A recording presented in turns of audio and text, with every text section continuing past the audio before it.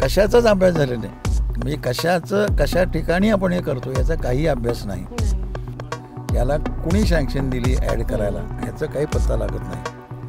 अदानी आणखीन कृष्णा खोरे महामंडळ किंवा कृष्णा खोरे महामंडळाचे जे प्रमुख असतात ते मंत्री असतात. ते मंत्री एक कोणीतरी त्यामध्ये असलं पाहिजे. इथून सुरुवात झाली इरेग्युलरिटीला.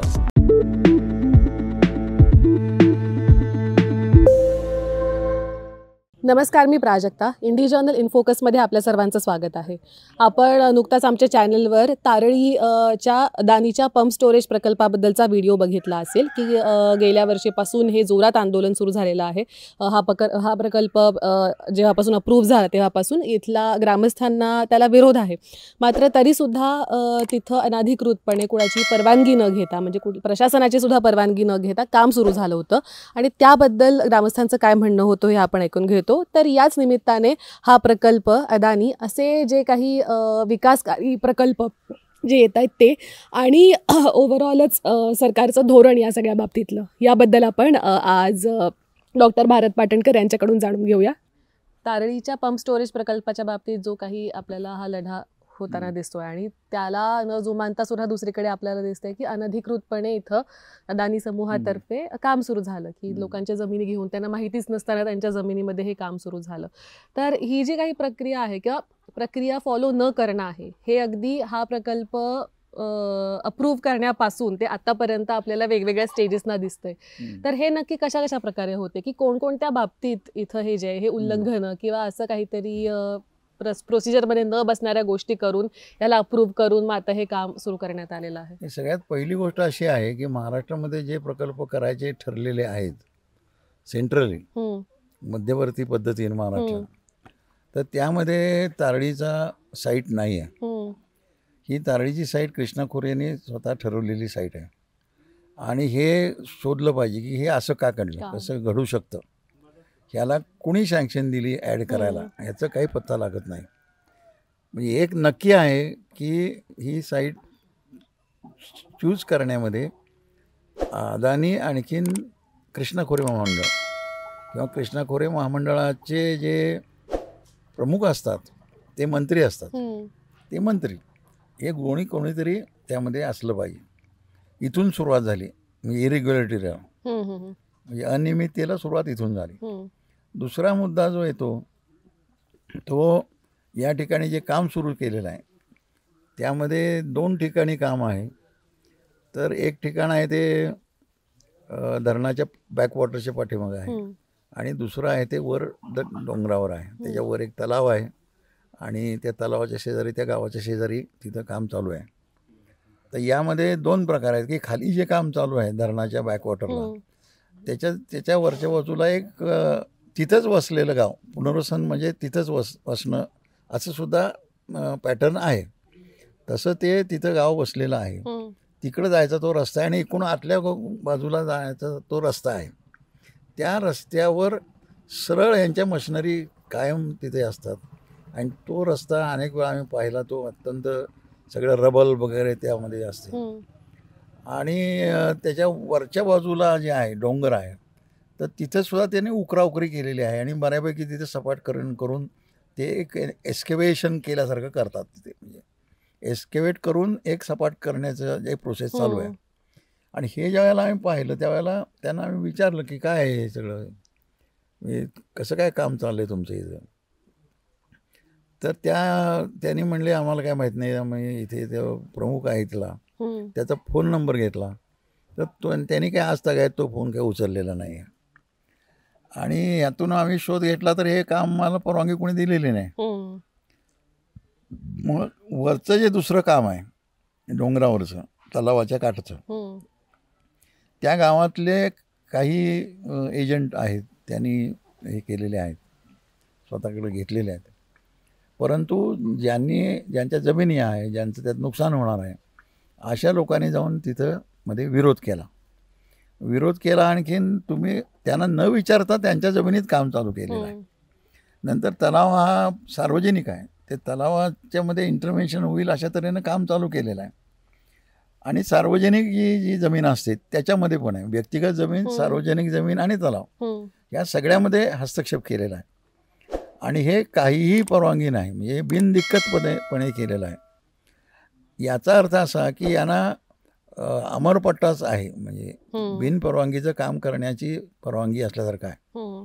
या बाबतीमध्ये आम्ही एक जमवाजमव केली, म्हणजे आतली जी गावं आहेत, आता याचं कारण कुणाची जमवाजमव केली तर जे बाधित आहेत, तर बाधित कोण आहेत, तर ती वरची 2 गावं प्रामुख्याने बाधित आहेत. दुसरं बाधित कोण आहे, तर वरचा जो कॉरिडॉर आहे, म्हणजे वन्यजीव फिरण्याचा कॉरिडॉर आहे, तो तिथून एकदम जवळ आहे. आणि या ब्लास्टिंग आणखीन एकूणच सारखं ते काम चालू राहणार आहे, म्हणजे उचलायचं काम आणि मशिनरी तिथलं फिरणार आहे. तर त्यामुळं तो कॉरिडॉर त्यांचा बंद होणार आहे, म्हणजे कॉरिडॉरमध्ये ते येणार नाही बुजून. कॉरिडॉरमध्ये जर ते बंद झाले तर ते सातारा शहरात उचलणार आहे, किंवा मग कास पठाराच्या त्या सगळ्या ह्याच्यामध्ये जातील. म्हणजे दुसऱ्या बाजूला जिथं ते जात नाहीत फारसे, त्या ठिकाणी ते गेल्याशिवाय त्यांना जनावरांना पर्याय नाही आहे. म्हणजे मग तुम्ही वन्यजीवांच्या बाबतीमध्ये सुद्धा असे इम्बॅलन्स निर्माण करता, आणि त्याचे काय परिणाम आहेत त्याचा अभ्यास काही झालेला नाही, त्यांच्या रिपोर्टमध्ये काहीही नाही. आणि त्याच्यामध्ये मग प्रश्न आहे की इथे या वनस्पती आहे, त्यांचा अभ्यास झाला आहे का? कशाचाच अभ्यास झालेला नाही, म्हणजे कशा ठिकाणी आपण हे करतो याचा काही अभ्यास नाही. आणि एवढंच नव्हे तर पलीकडे निवकणे नावाचं एक धरण आहे, आरल निवकणे, तिथं सुद्धा याने काही लोकांच्या जमिनी विकत घेतलेल्या आहेत. याचा अर्थ असा होतो की हे आणि ते हे जोड प्रकल्प करण्याचा त्यांचा सरळ मानस आहे. त्यात काही परवानगी घ्यायला काय, त्यात परवानगी देतील ते. म्हणजे मग त्यामध्ये लपलेलं दुसरं एक प्रकल्प आहे, आणि त्या धरणाचं वाटोळं पलीकडे जरा डोंगराच्या पलीकडे आहे, म्हणजे डोंगरावरच आहे पण मधल्या उंचवट्याच्या पलीकडे आहे, टॉपच्या इकडं थोडंसं तिकडं थोडंसं. हे व्यापक अशी प्लॅनिंग आहे मोठी. आणि हा जो रिपोर्ट आहे, हा रिपोर्ट हा इतका मिशिवस आहे आणि इतका फॉल्टी आहे की त्यामध्ये कुठेतरी आंध्र प्रदेश, कुठेतरी आणखीन कुठलं तरी स्टेट, त्यातलं सगळे गावांची नावं सुद्धा आहेत. तर ह्याचा सगळ्याच्या बाबतीमध्ये पहिल्यांदा विरोध झाला, ते तुम्हाला माहिती, मागच्या वेळेला विरोध झालेला. याला उत्तर काय आलं, काय यात आम्हाला सापडत नाही. मग त्यामध्ये काय एक्सप्लेनेशन नाही आहे. म्हणजे इकॉलॉजी डिपार्टमेंटचा किंवा एकूणच तिथल्या इंडस्ट्री डिपार्टमेंटचा जो काही आम्हाला उत्तर आलेलं आहे, त्यामध्ये काहीही आमच्या एकाही मुद्द्याला उत्तर दिलेलं नाही. म्हणजे मग आम्ही करणारच काय झालं तरी, असं त्यांचा संदेश आहे सरळ. म्हणजे ही केंद्र सरकारची आणखीन राज्य सरकारची बाजू झाली. आता आपण पुन्हा एकदा पाठीमागं आलो की लोकांच्या ह्याच्यामध्ये, तर ह्याचा लोकांच्यावर परिणाम त्या 2 गावांच्यावर आहे. दुसरा परिणाम हा ज्या धरणग्रस्तांच्या उरलेल्या जमिनी आहेत, तिथे आहेत, त्याच्यावर होणार आहे. त्या काही बुडल्या नाहीत, ते विकणार का नाही विकणार त्यांचा प्रश्न आहे. त्यामुळे तो मुद्दा आहे. तिसरा मुद्दा जो आहे तो खालच्या तारळी नदीतल्या पिण्याच्या पाण्याचा मुद्दा आहे. आणि तारळी नदीच्या फक्त नव्हे तर तिकडे जे उमरज म्हणून गाव आहे, ते उमरज गावाचा प्रश्न आहे. तिकडे मसूर म्हणून गाव आहे, त्याचा प्रश्न आहे, कारण त्याचं पाणी हे इकडूनच जात आहे, अशी परिस्थिती आहे. त्यांना तिकडचं पाणी पुरत नाही. म्हणजे मग ही मोठी गाव आहेत. उमरज हे जवळजवळ तालुक्याचं गाव असल्यासारखं आहे, व्यापारी पेठ आहे. आणखीन मसूर सुद्धा व्यापारी पेठ आहे, आणि शेती तर आहेच. त्यामुळं तिथंच ते परिणाम होतात. आणि हे सगळं असताना यामध्ये मुख्यतः नदीकाठाला पिण्याच्या पाण्याच्या सगळ्या योजना आहेत, आणि लिफ्ट इरिगेशन योजना आहेत.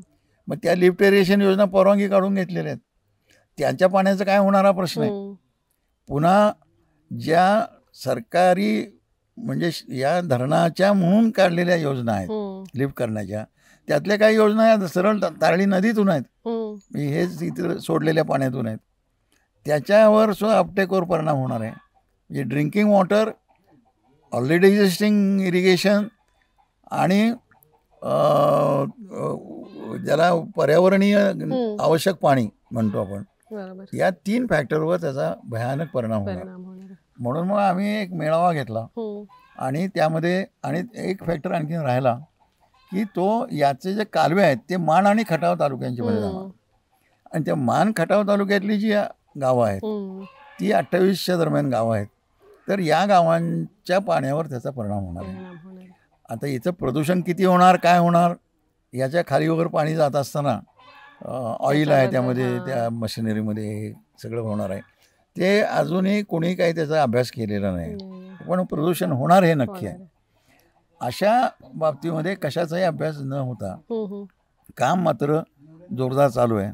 म्हणून मग आम्ही ती सगळी गावांच्यातले प्रतिनिधी जमा केले आणि आम्ही सरळ असा निर्णय घेतला की हा लढ्याच्या बाबतीमध्ये कलेक्टरना पत्र द्यायचं आणि त्यांना हे त्याच्याविषयी बैठक घ्यायला लावायची.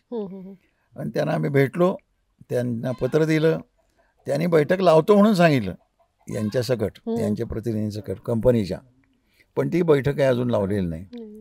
मग आम्ही आमचे सगळे शेतकरी अस्वस्थ झालेले आहेत, कारण धरणग्रस्तांच्या आणि बिगर धरणग्रस्तांच्या जमिनीचे इरिगेशनच त्याच्यावर अवलंबून आहे. आणि अशामुळं मग आम्ही एक मोठा मोर्चा काढायचं ठरवलेलं होतं. पण तोपर्यंत मधल्या काळामध्ये आमच्या बैठकीत असं ठरलं की जे सरळ उघड बेकायदा आहे, म्हणजे कृष्णा खोरे महामंडळानं ज्यांनी परवानगी दिली त्यांच्याच विरुद्ध जे आहे ते आपण मध्येच करून टाकू ना, त्याची सुरुवात तिथून करू. बरोबर. आणि म्हणून मग आम्ही ठरवलं की आज तिथे जायचं आणि त्यामध्ये त्याची सुरुवात या बैठकीतून केली. कारण तिथे सरळ धरणग्रस्तांच्या त्यागातून निर्माण झालेल्या बाजूच्या या सगळ्या धरणग्रस्त गावाला जा रस्ता चालला आहे आणि वरच्या गावाला त्याचा प्रश्न तयार होतो आणि ब्लॅटंट व्हायोलेशन ऑफ ऑल लॉज असं आहे. आणि मग त्याच्यामध्ये चर्चा झाली. मग आम्ही भूमिका घेतली की आम्ही काय इथून निर्णय होईपर्यंत काय हलणार नाही, रात्र होऊ दे काय होऊ दे अशी भूमिका घेतली. आणि त्यानंतर मग कृष्णा खोरे महामंडळाच्या कार्यकारी संचालकापर्यंत गेलो आम्ही. त्यांनी ती पॉझिटिव्ह भूमिका घेतलेली आहे आणि त्यांनी आधी एक पत्र दिलं बरं का मग अदानीच्या कंपनीच्या प्रतिनिधींनी. त्यात म्हणजे काय की तुमचे पत्र मिळाले, आणखीन तुमचे म्हणजे आमचे नव्हे, ते कार्यकारी अभियंते, आणखीन ते त्यामध्ये आम्ही आता पावसामुळे आम्ही काय केलं नाही. तर पाऊस मध्ये उघडला होता, आमच्या लोकांनी पेरण्या केल्या नवीन, आमच्या लोकांनी सुगी केली, जुनी पिकं काढली, त्यावेळेला करू शकले. त्यांना रस्त्यावरचं ते घाण झालेलं आणखी उकरलेलं सरळ करता येत नाही, हे खोटं आहे म्हणून सांगितलं आम्ही. त्यामुळे ह्याच्यावर काय आमचं समाधान नाही. आणि हे मग आम्ही वरचं सुद्धा आम्ही जे उकरतोय त्याचं आम्ही हे दाखवू, ते करू, आम्ही तुम्हाला दुरुस्त करून देऊ, मेंटेन करून देऊ. ते म्हणलं पहिल्यांदा याचं भाडेपट्टा झाला पाहिजे, म्हणजे आम्ही ते प्रकल्प पाहिजे का नको हे आमचं वेगळं चालू राहणार आहे. परंतु या बाबतीमध्ये तुम्ही काय केलं पाहिजे तर तुम्ही भाडेपट्टा घेतला पाहिजे ना त्यांचा जागेच्या बाबतीत. दुसरं धरणावर काय परिणाम होता कामा नये, तिसरं लोकांच्यावर परिणाम होता कामा नये जाण्याच्या ह्याच्यावर, आणि चौथं म्हणजे इथं भूस्खलन होता कामा नये डोंगराचं, आणि ते इथं सेन्सिटिव्ह आहे सह्याद्री आहे. आणि अशा पद्धतीनं झाल्यानंतर हे आम्ही पत्र नाकारतो म्हणून सांगितलं. मग ते दुसरं पत्र आता देणार आहेत. हे हा जो मुद्दा आहे की पाण्याबद्दलचा, की असं म्हटलं जातं की जेव्हा कधी हा मुद्दा येतो की अरे पंप स्टोरेजमध्ये तर तेच पाणी फिरवलं जातं, तर मग पाणी कमी कसं पडेल, तर हे कसं कमी पडेल हे तुम्ही थोडं समजावून सांगू शकता? कसं आहे की हे पाणी सतत 24 तास खाली सर्क्युलेशनमध्ये राहणार आहे. म्हणजे 24 तासातली कुठलंही मिनिट घेतलं, सेकंड घेतला तरी ते पाणी सर्क्युलेशनमध्ये आहे. म्हणजे इट शुड बी अश्युअर्ड, म्हणजे त्याला खात्री लायकच तुम्हाला सिस्टीम पाहिजे की ज्यातून ह्यातलं एक थेंबही पाणी या क्वांटिटीतलं कुठं दुसरीकडे जाता कामा नये. हे महाभ्रम निर्माण करण्याचा प्रयत्न होतो की जणू काय हे एवढंच वजा होतं, काय त्याचं आहे तेव्हा. पण तसं नाही आहे. हे कायम जर राहणार असेल तर खरं त्याचं दर्शन कधी होणार आहे, त्याचं दर्शन हे स्केअर सिटी ज्यावेळेला होते, आणि खरं लोकांच्या शेतीला आणि प्यायला पाणी कधी लागतं जास्त टंचाई, तर फेब्रुवारी नंतर, जानेवारी फेब्रुवारीच्या नंतर. मग त्याच वेळेला तुम्ही काय करणार आहे, त्याच वेळेला ह्या दोन्ही स्पर्धा होणार, तिकडं सोडायचं का इकडं, आणि मग त्या वेळेला तुम्ही काय करणार ह्याचं काही त्यामध्ये उत्तर नाही. त्यामुळं ह्यात क्वांटिटी किती आहे हे महत्त्वाचं जरी असलं तर ती क्वांटिटी रिझर्व्ड क्वांटिटी आहे, कॉन्स्टंटली रिझर्व्ड आहे. आणि दुसरं म्हणजे ती क्रुशियल क्वांटिटी आहे, म्हणजे क्रुशियली पोझिशन आहे ती म्हणजे कळीची आहे, म्हणजे ज्याला मराठीत तोच शब्द आहे. आणि त्यामुळं तुम्ही हे अनसायंटिफिक बोलू नका असं आमचं म्हणणं आहे त्यावर. बरोबर.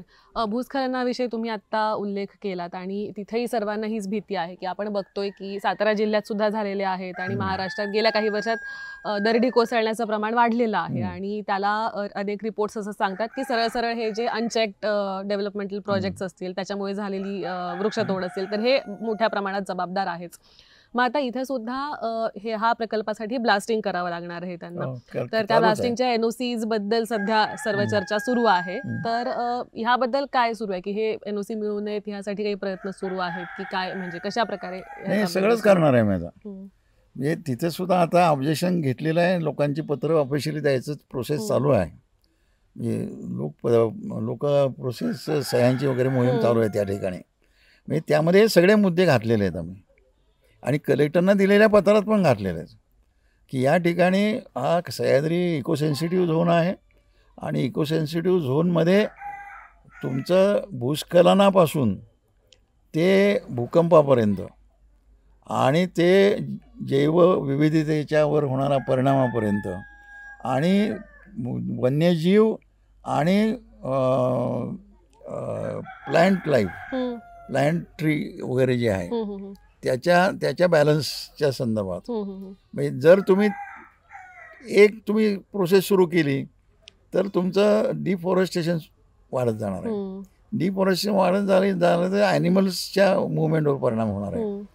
त्याचबरोबर त्याचा परिणाम भूस्खलनावर पण होणार आहे. म्हणजे हे सगळं चक्र आहे आणि हे ऑब्व्हियसली शास्त्रज्ञांनी मांडून ठेवलेलं आहे. म्हणजे जो यांचा रिपोर्ट आहे गाडगिळांचा, तो गाडगिळांचा रिपोर्ट अगदी स्पष्ट आहे आणि तो कोणी नाकारलेला नाही.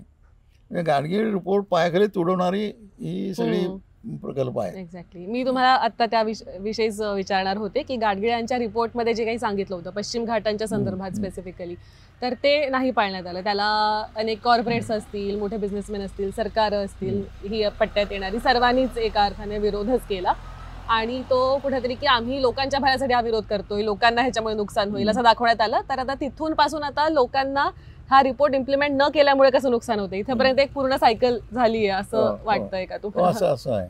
बरोबर. आणि दुसरी गोष्ट म्हणजे लोकांबद्दल बोलायचं झालं तर हे असे सर्व जे काही प्रकल्प येत आहेत तर सर्वच ठिकाणी इथंही आज आम्ही लोकांशी बोललो तेव्हा त्यांची एक तक्रार आहे की आम्हाला विश्वासातच नाही घेतला, आम्हाला विचारलंच नाही. मग कुठलाही मोठा प्रकल्प असू देत, मग तो शक्तीपीठ असू देत, रिफायनरीचा असू देत, वाढवणचा असू देत, प्रत्येक ठिकाणी हेच म्हणणे की आम्ही विरोध करतोय तर आम्हाला देशद्रोही म्हणतायत, आम्हाला विकास विरोधक म्हणतायत, पण आम्हाला एकदा विचारहितही नाहीये.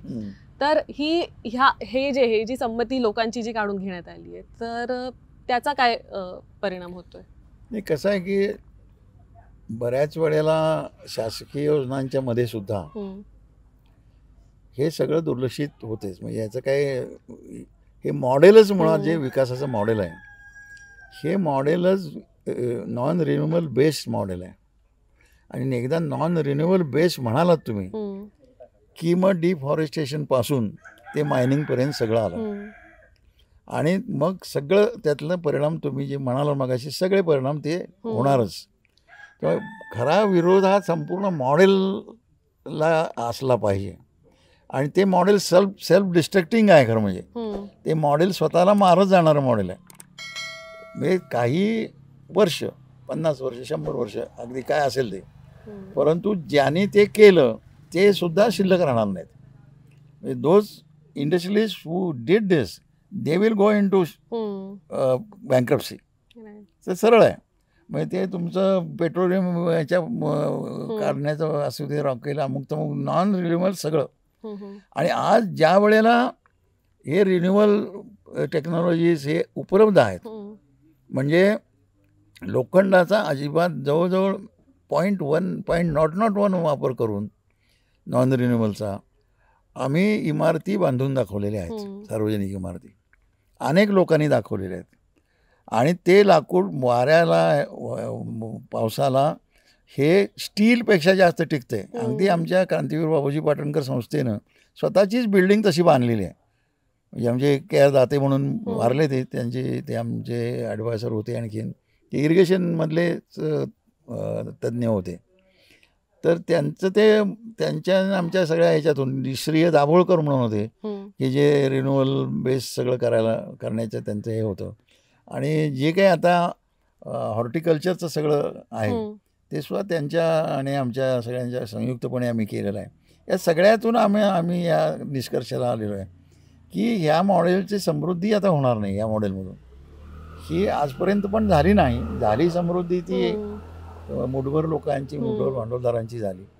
आणि आता त्यांच्यामध्ये सुद्धा असं होणार आहे की त्यांच्यामध्ये सुद्धा हाताच्या बोटावरचे आणखीन नंतरचे असे होणार आहे. झालेलंच आहे आता. बरोबर.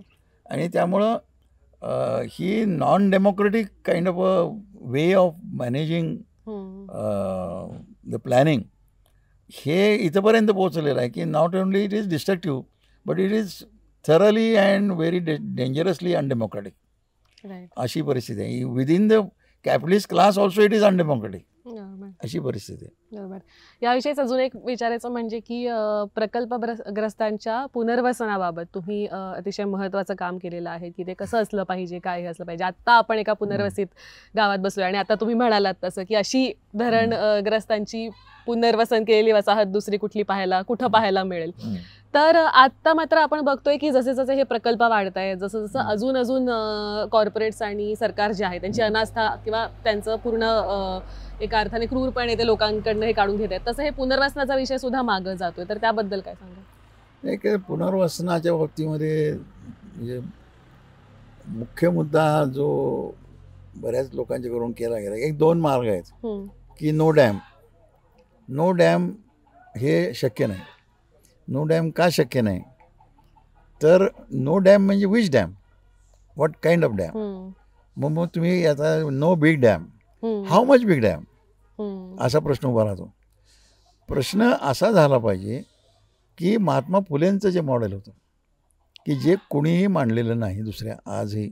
आम्ही त्यांचं अनुकरण करून बोलतो पण ते कसं म्हणतात की वरून तुम्ही सुरुवात केली, टॉपनं जंगलातून सुरुवात केली तुम्ही, तर ते पाणी कसं होतं पहिल्यांदा एकदम जमिनीवर पडत नाही, ते त्या झाडांच्यावर पडतं. मग झाडांच्यावर पडून पानांच्यावर हळूहळू ठिबकतं. त्यामुळे भूस्खलन खालचं होत नाही, झाडांच्या तळाचं ते हळूहळू ठिबकतं. डायरेक्ट जर पाऊस पडला तर हे असं होतं, इथे माती गेलेली आहे, आणखीन खडे वर आलेले आहेत, आता आपण बसलो इथे. तर अशा पद्धतीनं न होता ते त्याच्यामुळं होतं. आणि मग ते हळूहळू वेगळ्या ओघळातून वगैरे असं खाली जातं आणि मग ते मोठ्या ओढ्याला, मग ते छोट्या त्याच्यापेक्षा मोठ्या ओढ्याला, मग नदीला, असं ते पुढं जातं. मग तुम्ही काय करा तर वरून असं अडवायला सुरुवात करा की जे तिथे खाली जाईपर्यंत इरिगेशन करीत खाली जाईल. आणि त्यामुळं तुम्हाला प्रश्नच येणार नाही. म्हणजे यातून जेवढं मोठं डॅम ठरेल, किती मोठं करायचं ते ह्यावरून ठरेल. त्यामुळं तुम्ही काय करताय एकदमच तिथं जाऊन सांगताय इथं मोठं धरण झालं पाहिजे. तेव्हा वरून तुम्ही डिझाईन आहे ना ते शेवटी, त्यासाठी तुम्हाला धरणं प्रत्यक्ष बांधत यायचे काय कारण नाही. तुम्हाला डिझाईन तुम्ही सगळा अभ्यास करा आणि पाण्याचा अभ्यास करा, वॉटर अवेलेबिलिटीचा अभ्यास करा, तुम्हाला कळेल ना किती कसं होणार आहे ते. त्यामुळे हे काय अवघड काय राहिलेलं नाही सध्या, पूर्वी नव्हतं. आणि त्यामुळं मग ते म्हणतात की प्रत्येक शेतकऱ्याच्या शेताला तोटीने पाणी मिळाले पाहिजे. म्हणजे तोटीने मिळालं पाहिजे, त्या शेताच्या मानाप्रमाणे मिळाले पाहिजे. म्हणजे की ते प्रत्येक शेताचं प्रकार वेगळा असतो, त्याला वेगळं त्या पद्धतीने द्यावं लागते. आणि त्याच्या मातीची क्वालिटी वेगळी असते, त्याप्रमाणे द्यायला लागते. आणि त्याचबरोबर त्या पिकाला किती पाणी लागते त्याप्रमाणे द्यावं लागते. मग तुम्हाला पाणी उपलब्ध होतं. आटपाडीसारखा तालुका आज आम्ही जो मॉडेल तालुका म्हणून उभा केलेला आहे समन्यायी पाणी वाटपाचा, त्यामध्ये फक्त 16,000 हेक्टरला पाणी मिळणार होतं. तेच पाणी 55,000 हेक्टर भिजवण्यासाठी आणि प्रत्येक कुटुंबाला 5 एकराची डाळिंबाची बाग होईल एवढं आम्ही पाणी देऊ शकू. एवढं आत्ता चालू आहे पाणी वाटप, आणि ते बंद पाईपनं तोटीनं असं आत्ता प्रत्यक्ष अर्धाच्या वर तालुका भिजायला लागला आहे, बाकीचं सगळं प्रोसेस चालू आहे. म्हणजे तिथं ऊस वाढला का? ऊस वाढला नाही. तिथं लोकांना कळलं आहे भाजीपाला, अमुक तमुक, ड्रॅगन फ्रूट, पालेभाज्या, फळभाज्या, डाळिंब, द्राक्ष, हे अशा अनेक गोष्टी आहे की त्यातून आमच्या हातात आमचं सगळे येऊ शकते. ते कुणी कोणाचे कशाच्या नादाला लागत नाहीत. ते म्हणतात की आम्हाला इथं आमचं जे समृद्धी आहे ही राहिली पाहिजे. आणि मग तिथलं जर तुम्ही जाऊन बघितलं तर जो उजाड असा तालुका होता ज्यावेळेला आम्ही गेलो तिथे 31 वर्षापूर्वी, 40 वर्षापूर्वी, तर हे सगळे तालुके 89 तालुके उजाड होते. तर त्यातल्या काही सगळ्यात 13 तालुक्यांची आमची चळवळ होती. त्यापैकी 3 मॉडेल सरकारला मान्य करायला लावले मी, आटपाडी, तासगाव आणि सांगोला. तर त्यातलं हे आता पूर्णत्वाला निघालेलं आटपाडीचं मॉडेल आहे. हे जर सार्वत्रिक झालं तर तो प्रश्न असा येतो की तुम्हाला डिसेंट्रलाइज बायोबेस्ड इंडस्ट्री ही, त्याला इंडस्ट्री म्हणा काय म्हणा, परंतु तुमचं जे स्टील आहे, स्टीलला लाकूड पर्याय होऊ शकतं. एक जी बिल्डिंग आता तुम्हाला मी सांगितली ही सुरूचं लाकूडला प्रिझर्वेटिव्ह ट्रीटमेंट, ती केमिकल हार्मफुल केमिकलची नाही, नैसर्गिक केमिकलची आहे. ती तशी देऊन ते असं पावसाच्या माऱ्यावर आहे. ते एक काही मेंबर्स बाहेर आलेले 37 वर्ष त्याला काही झालेलं नाही, पण त्यात जे स्क्रू फक्त वापरलेले स्टीलचे त्याला मात्र गंज चढलेला आहे. त्या लाकडाला काय झालेलं नाही. अदरवाईज ते लाकूड हे दुसऱ्या वर्षी तिसऱ्या वर्षी खलास होतं. तसंच एक दुमजली घर पण आहे. असंच परित्यक्तांच्या काही घरं बांधली गेलेली होती. परित्यक्तांची चवळ आमची असल्यामुळे तिथे पण होती. या सगळ्यात डेमॉन्स्ट्रेशन झालं आहे. पण इफ दिस हॅपन्स, अदानी कुठे जाणार, टाटा कुठे जाणार, टाटा स्टीलचं काय होणार? असं जसं पेट्रोल बंद होलं तर तुम्ही जर पाहिलं तर रिन्युएबल उपलब्ध आहेत ना बाकीच्या, आहेतच. तर ते आता साखर कारखान्यांच्यामध्ये इथेनॉल येते. इथेनॉल बंद होतं काही वर्ष, आता कुठं थोडंसं परवानगी दिलेली आहे. म्हणजे यातलं काही होणार नाही असं होत नाही. अगदी सरळ स्पष्ट आहे की हे जे मॉडेल आहे हे डब्यात टाकलं तरी काही जगाचं उलट समृद्धी होईल. आणि आमच्यातले जे डॉक्टर माणसं आजारी पडावेत, जे मी काही डॉक्टर की केलीच नाही, परंतु जे डॉक्टर लोक आजारी पडावेत म्हणजे माझा धंदा चालेल असं म्हणून तो प्रॅक्टिसेस केल्याशिवाय त्यांचं जीवन चालत नाही. त्यांचा धंदा बसल्याचा आनंद इतका मला काही आनंद असणार नाही, कुणालाच असू नये. हा प्रकल्प जो आहे तर त्याच्या फिजिबिलिटी बद्दलचे प्रश्न अनेक जण विचारतायत की हा कसा फिजिबल राहील, अदानी असं का करतोय, हा कशा प्रकारे तो फसवणूक करणार आहे, ह्यातनं हा नफ्याचा राहणार आहे का खरंच, किंवा ह्याचा फायदा कुणाला होणार आहे, तर त्याचं काय आहे सगळे डिटेल्स? त्याचं डिटेल्स असं आहे की फुकट पाणी, that's why it is feasible. पाण्याला पैसेच नाहीत ना, उलट he is doing favour on the government. असं आहे ना.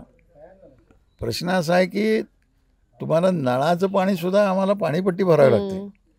आता ह्याचं असं आहे की मी असा एक प्रकल्प करून देणगी देतो आहे एक, आणि दुसरं म्हणजे त्याची जी मार्केट आहे ते गॅरंटीड केलेलं आहे त्यांनी, तो ग्रीडमध्ये देणार आहे.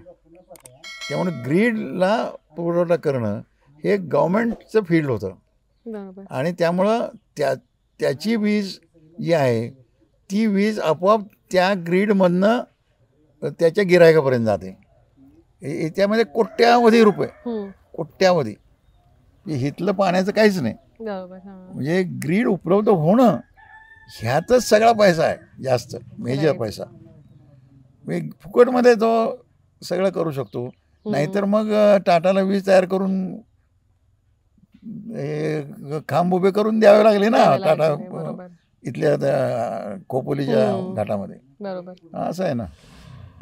तर हे होते डॉक्टर भारत पाटणकर आणि या इंटरव्ह्यूमध्ये त्यांनी आपल्याकडे जे विकास प्रकल्प येतात तर त्याबद्दलच्या अनेक महत्त्वाच्या आणि अनेक क्रुशियल अशा मुद्द्यांवर त्यांनी आपल्यासोबत संवाद साधलेला आहे.